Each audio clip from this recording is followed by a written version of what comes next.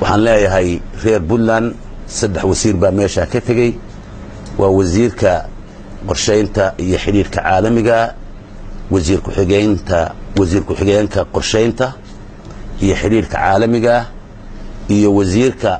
shaqada iyo shaqaalaha iyo sportska waxaad garan kartaan meesha madaxweynihiin ma tagin madaxweyne ku-xigeenna ma tagin cid kaloo naga tagtayna runtii ma aanay jirin waxaa lagu hayay shirka isaga wax ummadda Soomaaliyeed dan u ah baa lagu hayay wixii aan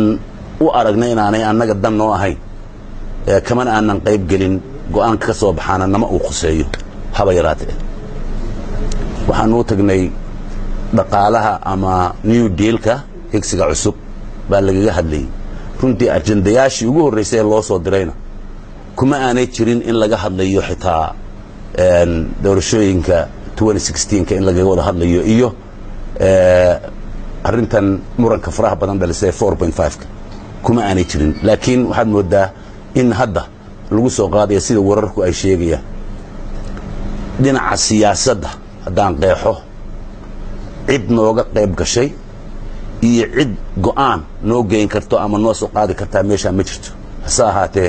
ummadda Soomaaliyeed xoolaha la siinayo ama dhaqaalaha la siinayo de magaca Soomaaliyeed baa lagu bixiyay qaybtayadaanu leena